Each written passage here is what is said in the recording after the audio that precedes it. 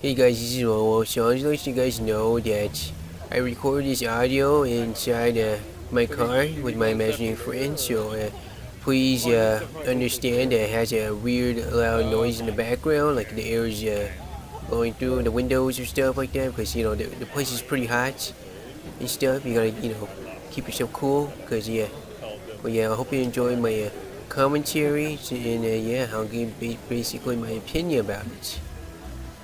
Hey guys, this is Lowell. So today I just went to a Crunchyroll Expo for 2 days. So unfortunately, when you buy the pass, you cannot upgrade it the next day because you can't make up your mind if you're gonna stay 2 days or not. So you do have to buy the whole pass unless you want to pay another additional $86 or $96. I think I can't remember exactly, but yes, I think it's 86 or so like that. Not exactly, but estimation. But yeah. So my experience in Crunchyroll Expo, it was like ups and downs. It's not so bad compared to Anime Expo, the one I went, but there's some events which was kind of strange that it'll get capped. Like so let's say for example the Aniplex panel, I was trying to go there, but it got capped, and I thought they could use a big room, but unfortunately, yeah, they used a small room for that. And also there was like another panel called. It looks like basically the Crunchyroll panel, and my imaginary friend went there, and then I was about to go there next because I was trying to get autographs for some other stuff that came there kind of late. They said it was capped, so he has an exclusive item which I didn't get, which I wish I had it too. I wish they kind of distribute to the public at least, so you push the other poster, but unfortunately it got capped. So there's another reason that there's some ups and downs is that. Also, I also realized when I was trying to get this one autograph from, I think her name is Brina, or something like that, and I can't remember pronounce her last name. I think it's Brina, which one of these, voice actors, sorry, since she's a woman. So I literally planned out the next one day on Sunday, and I was trying to go for her and stuff, and I realized she's not there. When I checked in the autograph, she wasn't there. It says right there at 10:15 a.m. she's supposed to be there. When I checked the other schedule, because I was looking at newspaper, which is their schedule book, it says, at 10:15 a.m. When I checked my app on my cell phone, it was no longer there. It was just showing like, it seems like she has to fight with the other voice actors in this one fighting game or something like that, and they kind of changed the schedule, which I didn't like. They shouldn't have a schedule that's stable in cities. They shouldn't change events because of that. That's another thing, I noticed that the people here are pretty awesome. They like to do flash mobs. So what they like to do, they like to dance in public and stuff. There's nothing wrong with that, Everyone's having fun. But what I realized, that it was more people in the flash mobs than at the rave. For some reason, one guy rated. I see one guy. I went to early and stuff. Just one guy doing breakdance. He has a whole dance floor for himself, and the other people around him are just sitting down in the chairs and tables. But eventually, there's gonna be a lot of people and it goes in and stuff like that. But it seems like the music wasn't really, like dance material. There was like some other songs I couldn't identify. I felt like it wasn't made for dancing or something like that. And it was kind of weird for the DJ, but I mean, some music are pretty good, some is alright, but it felt like the songs by the flash mobs has like more, recognizable songs, and people loved it. They danced on it, they sing on it, it's basically that he was like a DJ, not on the dance floor, which he deserves a dance floor, but it's actually on, I think the second floor. It's kind of like close to the lobby and stuff. Well, yeah, so yeah, it was pretty cool in that part. But anyways. Right now, I'm going to interview my imaginary friend, and he's going to tell you his experience and his opinion about Crunchyroll Expo. Oh, hello, boys and girls.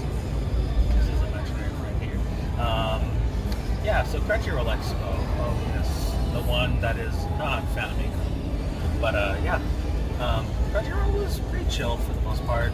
They had like some pretty nice activities to do. Flash mob was pretty nice, though, I will admit. Flash mob was amazing.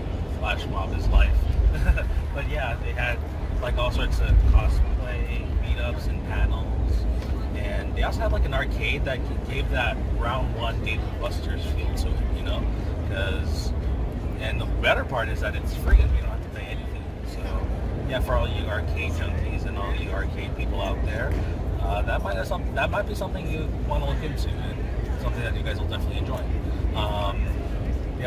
This particular year, they also had a Yu-Gi-Oh extravaganza, which is for for us duelists, and it's pretty fun too. They had multiple opportunities to win a mat that you usually can't just get anywhere, and it was a pretty nice experience. Would probably do that again. It's just I have to dust off some of my skills, But yeah, aside from that, they had like all sorts of they had all kinds of stuff. Lots to do. Maybe not at the level of like Fanime, but Roll Expo does bring a lot to the table, And they got games, they got like merch, they got like. Did I mention flash mobs? But yeah, they got lots to do there, and oh yeah, they got lots to do.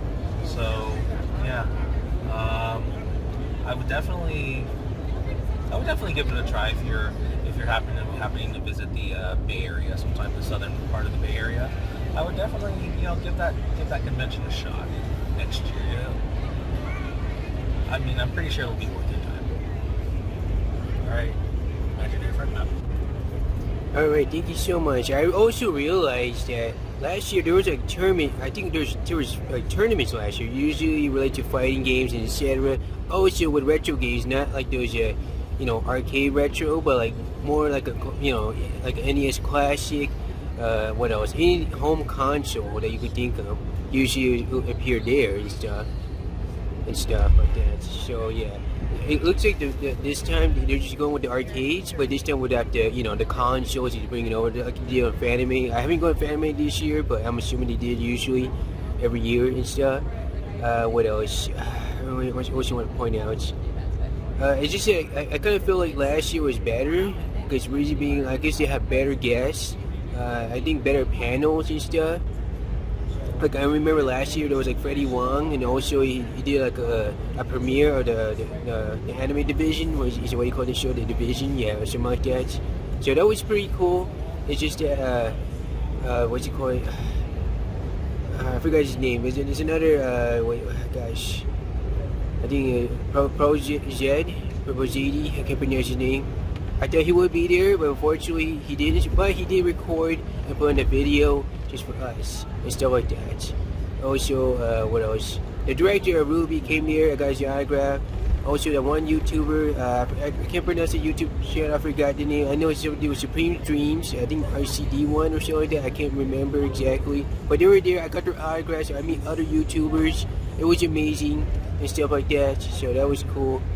What else? Yeah, that was my first time going to Crunchyroll last year, which was located the same thing as Fanime Con in San Jose and stuff. Same goes with this year, of course. But yeah. Yeah, I think that's pretty much it about my experience by Crunchyroll Expo. Is there something you want to add on to it? Hi guys. Yeah, I noticed that they also didn't have any like console gaming as well. I gotta have my Smash Bros, and they didn't have that this year. But hopefully, we'll fix it up so that we can settle it all in Smash. You hear that, guys?